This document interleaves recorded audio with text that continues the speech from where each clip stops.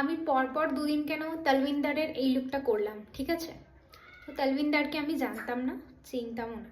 ওনার অনেক গান শুনেছি, কিন্তু উনি কে বা এই মুখোশধারী লোকটাকে আমি কিছুই জানি না, বা ওনার এটা গান আমি জানতাম না।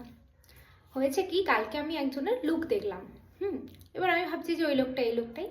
তো কালকেই আমি দুপুরবেলা জানলাম সমস্ত কিছু, যে ওই লোকটা এরকম গান করে। ওনার মানে আমি ফ্যান হয়ে গেছি।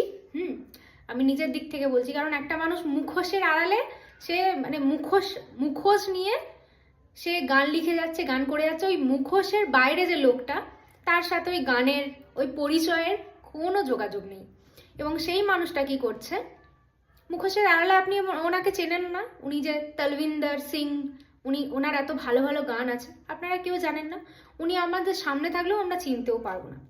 তো মানুষটার এই মেন্টালিটিটা আমার ভীষণ ভালো লেগেছে। ওনার বাবা একজন পেন্টার ছিলেন, যেই কারণে উনি মুখের মধ্যে উনি বললেন যে কেন মুখে পেন্ট করেন। তো একটা রিজন বলেছিল যে আমার বাবা পেন্টার ছিল সেই জন্য। আর দ্বিতীয়ত আমাকে যেন আমার প্রাইভেসি যেন মেনটেন থাকে। মানে আমাকে ধরুন ওই সেলিব্রিটি হলে যেমন হয় কি, সেলফি দাও আমাকে, আমি আপনাকে চিনি, ওনার সামনে একটা গ্যাদারিং হওয়া, তো উনি সেগুলো চান না।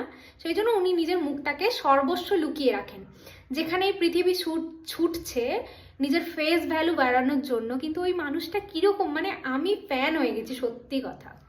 তো কাল যখন আমি এই জিনিসগুলো দেখলাম, তারপরে আমার মনে হলো যে আমি একটা লুক ওনার ক্রিয়েট করব।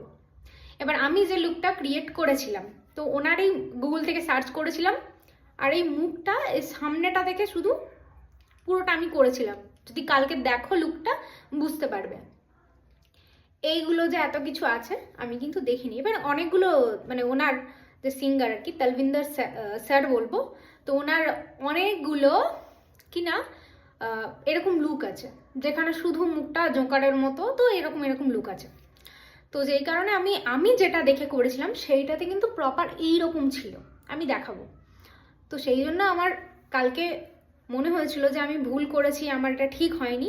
দেখুন, আমি কাউকে মানে আপনারা হয়তো বুঝতে পারবেন বা এত কেউ নোটিস করে দেখবে কিনা আমি জানি না, কেউ দেখতেও পারে, কিন্তু আমার নিজের মনে হয়েছে না, আমি ভুল করেছি, আমার এই ভুল শোধরানোটা উচিত।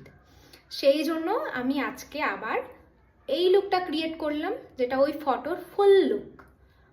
এবং আমি এখন ভেতর থেকে ফিল করছি ভালো, ঠিক আছে? তো সেই জন্য আমি ফুল লুকটা দ্বিতীয়বার ক্রিয়েট করলাম, ঠিক আছে? আপনাদের সাথে যদি এরকম কিছু ঘটনা ঘটে থাকে যে আপনি প্রথমবার ভুল করেছেন এবং দ্বিতীয়বারে ঠিক করেছেন, আর যদিও না করেন, তাহলে অবশ্যই করে নেবেন।